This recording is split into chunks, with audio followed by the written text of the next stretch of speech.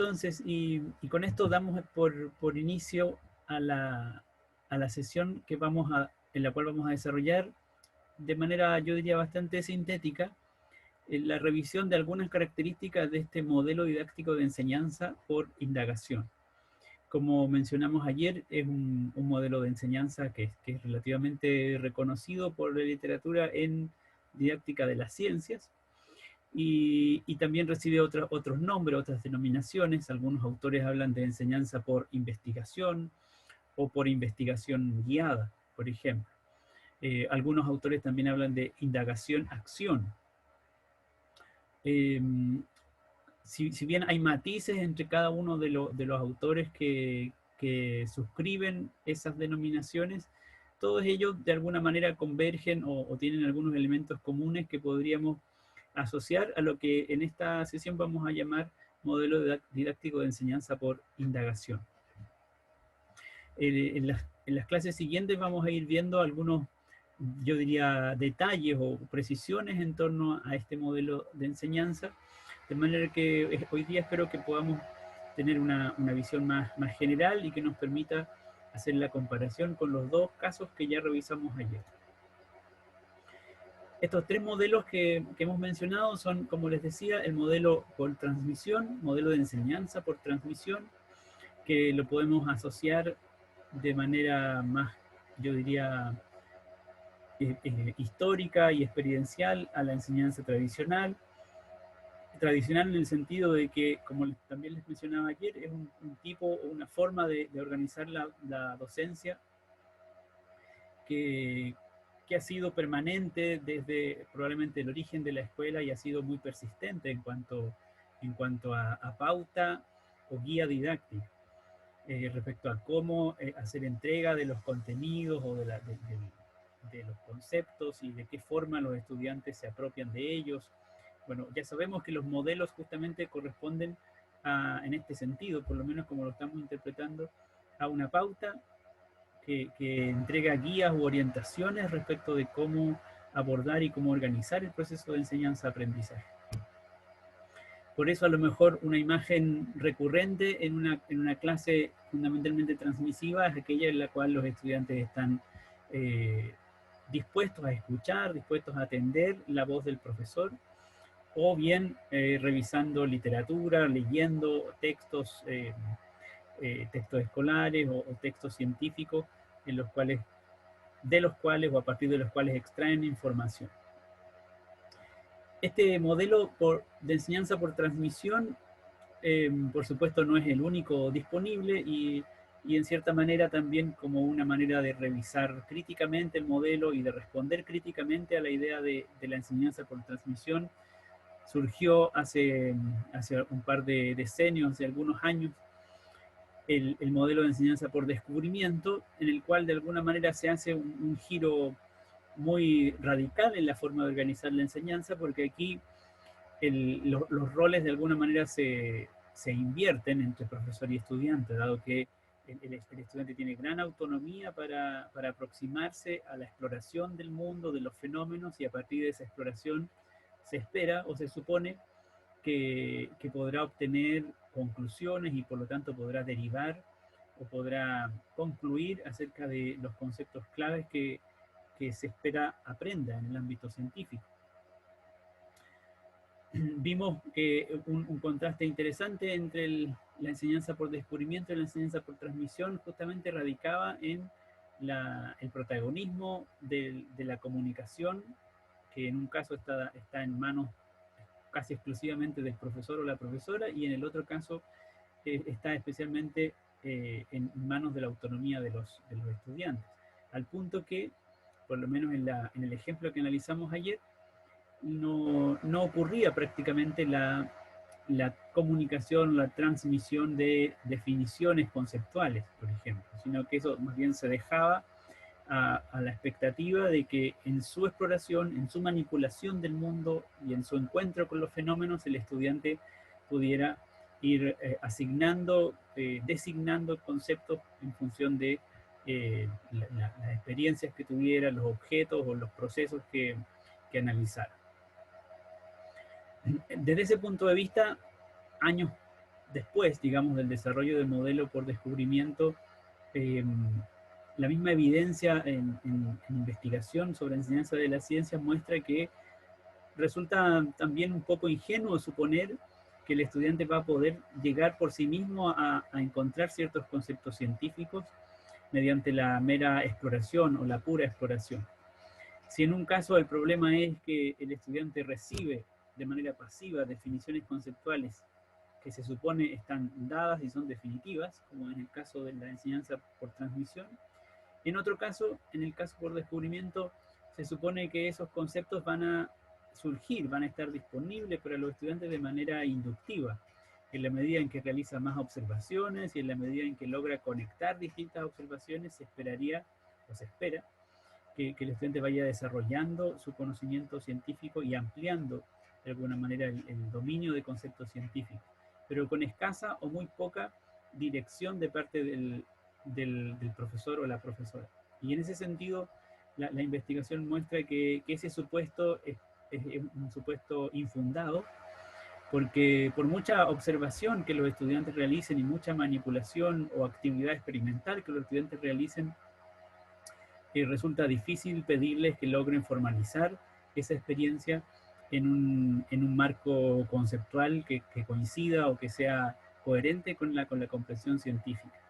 Muchas veces los estudiantes van a apelar a sus propias concepciones para interpretar los fenómenos y esas concepciones no necesariamente corresponden o son coherentes con las que la ciencia postula.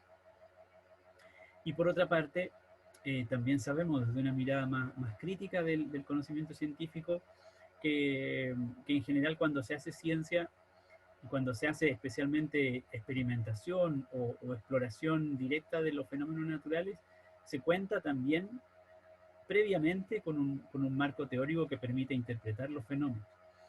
El científico en general no se enfrenta al mundo natural o a los fenómenos naturales de manera, podríamos decir así, conceptualmente en blanco, conceptualmente desnudo, sino que ya cuenta con un marco teórico, con un bagaje conceptual que le permite justamente describir, interpretar o explicar los fenómenos a los cuales se enfrenta y los cuales observa y describe, etc.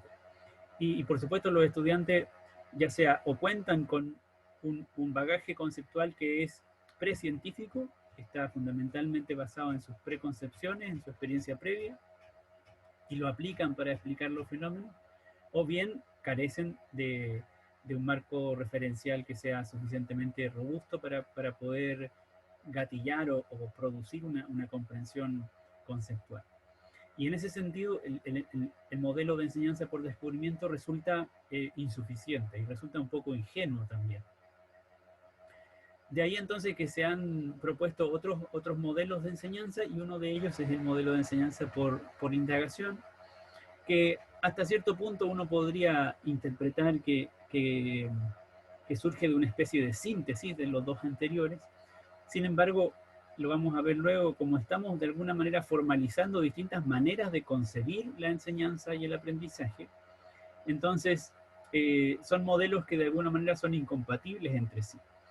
No es algo tan sencillo como mezclar o como sacar unas cosas de un modelo y colocárselas al otro para obtener una síntesis. Cuando pasamos de un modelo a otro están cambiando nuestras formas de concebir o de comprender la actividad científica, por ejemplo.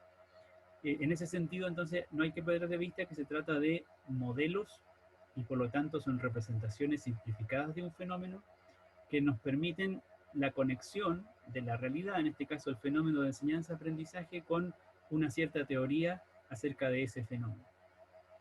Y por eso nosotros lo estamos describiendo, los modelos, en función de algunas categorías de análisis, como son la idea o comprensión de ciencia que transmite, la comprensión acerca de la metodología de la ciencia que promueve, y también los roles del profesor y del estudiante. La cuestión a la que buscamos aproximarnos y respecto de la cual son pertinentes estos tres modelos que estamos considerando es cómo lograr aprendizajes en ciencias, cómo lograr que nuestros estudiantes aprendan conocimiento científico, aprendan a desarrollar habilidades científicas, aprendan actitudes hacia el mundo natural y hacia la ciencia. Los modelos de enseñanza justamente son una respuesta a esta pregunta. Desde un modelo transmisivo, bueno, se supone que se podrá lograr aprendizaje transmitiendo conceptos. Desde un modelo por descubrimiento se supone que se podrán lograr buenos o mejores aprendizaje o aprendizaje efectivo mediante la autonomía y la exploración de los fenómenos de manera directa por parte de los estudiantes. Desde el modelo de enseñanza por indagación también vamos a ofrecer ahora una respuesta para esta pregunta. Esto en un escenario, diríamos, práctico, en el cual los estudios muestran que una gran mayoría de profesores, cuando enseñan ciencias naturales, siguen un procedimiento o siguen una secuencia semejante a la que está descrita aquí. En primer lugar, explican un contenido o un concepto, luego realizan algunas preguntas en forma oral para tratar de dilucidar si acaso los estudiantes han comprendido lo que el profesor acaba de decir. Eventualmente, después de esas preguntas, se propone algún tipo de actividad práctica, donde lo práctico siempre va entre comillas, porque hay muchas actividades prácticas que tienen pocas posibilidades de interacción. Entonces, siempre hay distintos tipos de énfasis en este tipo de actividad. Pero lo central es que cuando el profesor o la profesora sigue una secuencia como esta, está pensando en una actividad práctica que sirva para corroborar o para comprobar lo que el profesor ya explicó. Puede ser una actividad demostrativa muchas veces, por ejemplo. Y finalmente, un momento o una dinámica de supuesta aplicación de lo aprendido, donde los estudiantes dan respuestas a algunos ejercicios para aplicar las ideas o procedimientos que la profesora o el profesor explicaron. Esto es más o menos lo que todavía sigue ocurriendo en nuestras salas de ciencias naturales en todos los niveles, digamos, no solamente en educación básica, sino que también en educación media e incluso en la educación superior. Muchas veces la secuencia es tal cual está aquí descrita. Frente a este escenario, entonces, nosotros lo que podemos hacer es, ya, dado que estamos desarrollando esta componente del CPC, que es nuestro conocimiento de estrategias instruccionales, podemos entonces ahora disponer de un cierto marco de interpretación para poder analizar situaciones, para poder describir cierto tipo de práctica docente. Y podríamos eventualmente identificar los casos en los cuales hay transmisión o prima la transmisión de información, casos en los cuales prima la autonomía del estudiante y por lo tanto la enseñanza por descubrimiento, o casos en los cuales, lo vamos a ver a continuación, podemos decir que se está haciendo un énfasis en la investigación o en la indagación por parte de los estudiantes. Y para hacer esa comparación, ¿no? Y para aproximarnos a esa forma de concebir la enseñanza y el aprendizaje, vamos a revisar una secuencia que de nuevo es una especie de caricatura, ¿cierto? De alguna situación didáctica concreta, pero que nos sirve para hacer ciertos énfasis y contrastes entre los modelos didácticos. Este ejemplo se refiere a las propiedades de la materia y podríamos perfectamente bien situarlo en este contexto curricular, suponiendo un quinto básico. En ese curso se estaría desarrollando la unidad sobre propiedades de la materia y en particular se trata de una secuencia en la cual la profesora o el profesor están aproximándose a especialmente las propiedades de masa y volumen de la materia. El objetivo de aprendizaje curricular dice demostrar por medio de la investigación experimental que la materia tiene masa y ocupa espacio, usando materiales del entorno. Recuerden que cuando hemos conversado sobre propiedades de la materia, nuestros estudiantes, por supuesto, disponen de una serie de ideas o de conceptos acerca de cómo es la materia, de qué está constituida, cuáles son sus características. Ellos tienen ideas previas acerca de la estructura de la materia. y por lo tanto hay algunos objetos que les parecen que son representativos de la materia, mientras que otros eventualmente no los clasifican como tales. Eso tendría que ver con otra área de conocimiento del CPC, nuestro conocimiento de la comprensión que los estudiantes tienen acerca de la materia. Entonces vamos a ver esta secuencia de clases en la cual vamos a poder ir comparando dos formas de abordar la enseñanza del tema. Si alguien tiene algún comentario o alguna pregunta, por favor, abra su micrófono para compartir lo que quiera aportar.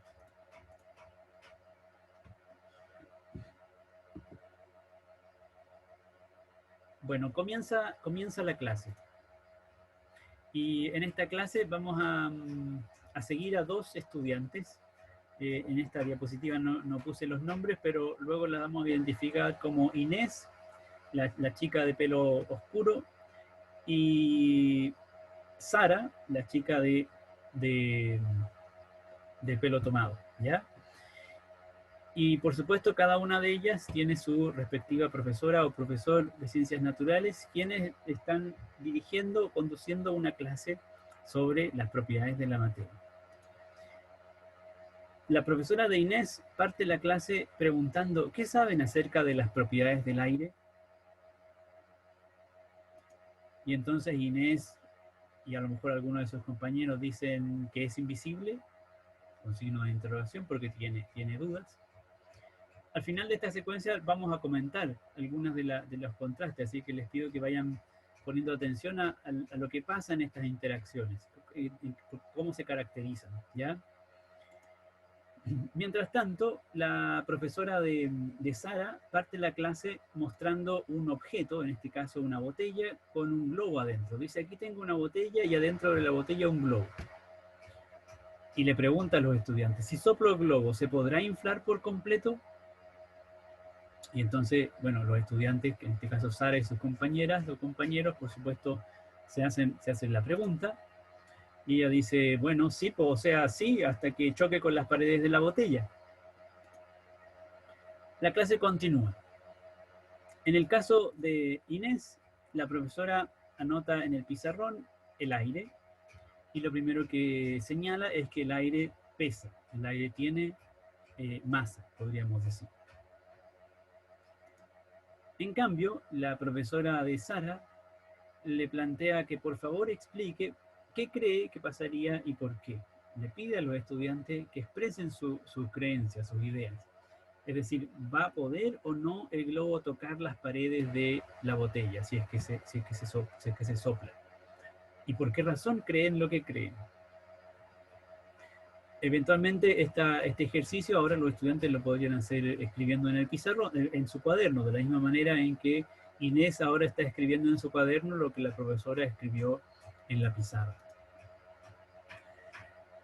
Sara dice, yo creo que el globo se infla hasta que choca con las paredes de la botella, que es lo único que impide que se agrande el globo. Y así se lo imagina, ¿cierto? Más o menos. Podría incluso, a lo mejor ante esta pregunta, podría dibujar lo que ella cree en su cuaderno. Otra compañera dice, claro, porque adentro la botella está vacía, obvio, ¿cierto? Así es que el globo tiene que llegar a tocar las paredes y es que se infla. La clase continúa y mientras Inés sigue copiando lo que la profesora anotó en la pizarra, es decir, el aire ocupa un lugar, por lo tanto decimos, la profesora dice que el aire tiene un volumen, e Inés lo anota en su cuaderno. La profesora de Sara le dice, bueno, ahora vamos a probar. ¿Qué pasó? Van a probar, es decir, van a visualizar recién qué es lo que efectivamente ocurre con el globo dentro de la botella. Al principio solamente estaban infiriendo o suponiendo. En este caso, bueno, Sara dice, el globo no ha tocado las paredes y no logro inflarlo más. Es decir, es ella misma la que está inflando el globo. Es como si hubiera algo que lo frena al globo. Es decir, lo que Sara y sus compañeras observan es este fenómeno. Tratan de inflar el globo lo más posible hasta que toque las paredes, pero resulta imposible lograrlo. Y parece ser que algo dentro de la botella impidiera que el globo se siguiera inflando. Oye, pero si adentro solo había aire, ¿o será acaso que el aire ocupa un lugar? Pregunta otra compañera de Sara. Parece que sí, dice Sara. Parece que se dan cuenta de que algo ellos no habían estado considerando en su respuesta inicial que había hecho frente a la pregunta que había hecho la profesora. Bueno, sigue la clase y en el caso de Inés, después de haber dejado registro de las ideas que la profesora anotó en el pizarrón, lo central, por supuesto, que el aire tiene masa, que el aire ocupa un espacio, por lo tanto tiene volumen, la profesora les indica que van a leer ahora un apartado del libro de Ciencias Naturales, específicamente en la página 10. Inés, por supuesto, se aboca a la lectura de ese texto. La profesora, en cambio, en el caso de Sara, les pregunta a ella y sus compañeros, ¿y cómo podríamos hacer que el globo se inflara más? ¿Cómo podríamos lograr aumentar todavía más el tamaño del globo inflándolo? Bueno, si el aire ocupa un lugar, tal vez podemos hacerle un hoyito a la botella para que el aire salga, dice Sara. Qué buena idea, probémoslo, plantean algunos de sus compañeros. Entonces, comienzan a explorar haciendo uso del material, en este caso la botella y el globo, hacen una perforación a partir de la idea de Sara y observan lo que ocurre, es decir, siguen inflando el globo ahora con este cambio que ellos introdujeron. Y finalmente la clase, por supuesto, termina. La profesora o el texto escolar, en este caso, enfatiza esta idea que había sido señalada antes. En el caso de Inés, ella está leyendo que el aire ocupa un lugar en el espacio, aunque no se vea. Tiene además la propiedad de desplazarse de un lugar a otro y ocupar todos los espacios que parecen vacíos, etc. Estas son las ideas que están destacadas y escritas en el texto escolar y que Inés, por supuesto, está repasando, leyendo y registrando de la mejor forma posible. Mientras tanto, la clase termina, en el caso de Sara, con algunas preguntas que la profesora hace. ¿Qué podemos concluir acerca del aire? Y Sara señala que, bueno, si el aire sí ocupa un lugar, entonces debe estar hecho de alguna cosa. Esa es la conclusión de Sara en la clase. Ocurre ahora que, ¿qué es lo que aprendió? Dice Inés, como síntesis. Hoy aprendí sobre el aire. Aprendí que el aire ocupa un lugar en el espacio, aunque no se vea, tiene la propiedad de desplazarse de un lugar a otro y ocupar todos los espacios que parecen vacíos. Es decir, aprendió bastante bien lo que estaba señalado en el texto escolar, según ella misma declara. Aprendí también que el aire pesa, pero si es invisible y en realidad no es nada, no me imagino mucho cómo puede pesar algo. Fíjense que a pesar de que comprendió la idea que la profesora señaló, que el aire tiene peso, le resulta difícil concebir que algo invisible como el aire tenga peso o tenga masa. Entonces no se imagina cómo esto puede ser posible, pero bueno, finalmente le cree a la profesora. Mientras que Sara señala a modo de síntesis que hoy aprendí que el aire ocupa espacio aunque uno no lo vea. Es bien impresionante porque empuja las otras cosas. Yo pensaba que en el aire no había nada, pero parece que sí hay. Por lo menos esa idea se queda en conexión con la experiencia que ella misma pudo realizar al inflar o al soplar el globo. Pero la historia no finaliza ahí, porque por supuesto Inés y Sara se van después del colegio a seguir con su vida cotidiana y resulta que en la casa, por supuesto, el aire sigue siendo parte de su experiencia, de su vida. Y aquí hay cosas que ocurren que muchas veces resulta pertinente o difícil de vincular con lo que pasó en la escuela. Inés dice, pucha, siempre me cuesta tanto usar el embudo para preparar jugo porque no cae nada de agua. Es decir, ella coloca un embudo en la boquilla de la botella y le comienza a echar agua a la botella con el embudo, por supuesto, el embudo fijo sobre el cuello de la botella. y resulta que el agua se comienza a acumular en el embudo y no cae adentro. Cae un poco al principio, pero una vez que se ha acumulado una cierta cantidad de líquido, después dentro de la botella, después el líquido se acumula en el cono del embudo y no cae más, y la botella no se llena o le cuesta mucho llenarla. Y entonces Sara dice, bueno, a lo mejor si subes un poco el embudo para que pueda salir el aire de la botella, ¿viste que el aire ocupa espacio? Sí, dice Inés, pero si en el aire no hay nada, ¿cómo va a ocupar espacio? O sea, vuelve a su idea inicial, la idea de que algo invisible es más bien nada y por lo tanto no tendría que tener la propiedad de volumen ni tampoco la masa. Bueno, finalmente entonces estamos en condiciones de contrastar o de comparar estos dos modelos didácticos que están presentes en estas caricaturas. ¿Cómo dirían ustedes que son los roles del profesor y de los estudiantes o de las estudiantes en estos dos casos descritos?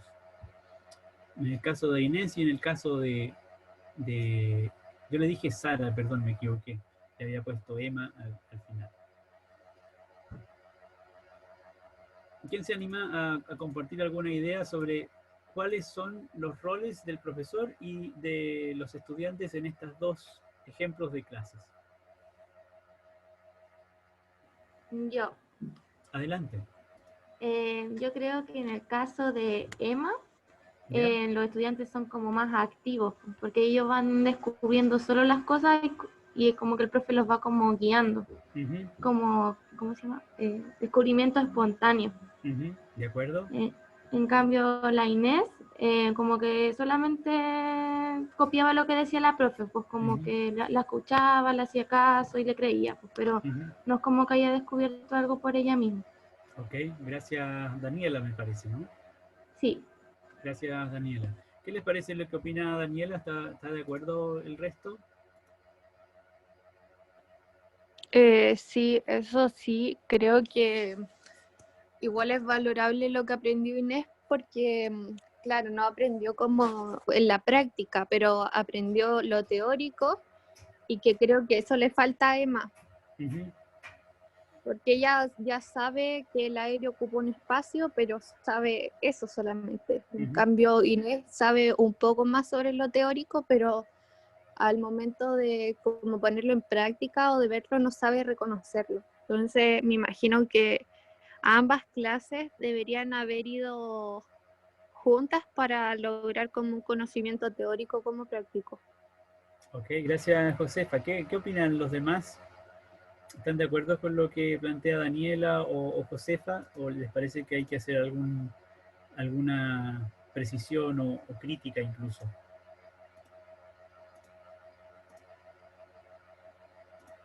¿Alguien más se anima a comentar?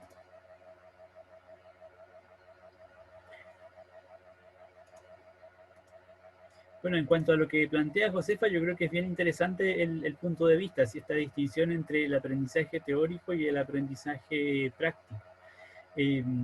Porque Josefa nos dice que Inés aprendió, parece ser algo más de lo que aprendió Emma, dado que conoce o conoció en la clase algunos conceptos con mayor precisión y con mayor, a lo mejor, amplitud incluso, mientras que Emma se quedó con una idea más general del fenómeno a partir de la experiencia práctica que enfrentó. Sin embargo, yo preguntaría o yo cuestionaría qué significa que Inés aprendió. ¿Cuándo decimos que alguien aprende? Y resulta que aquí tenemos una situación cotidiana en la cual ambas estudiantes tienen una capacidad, digamos, para enfrentarla o para, para responder frente a la duda o al problema, que es bien distinta.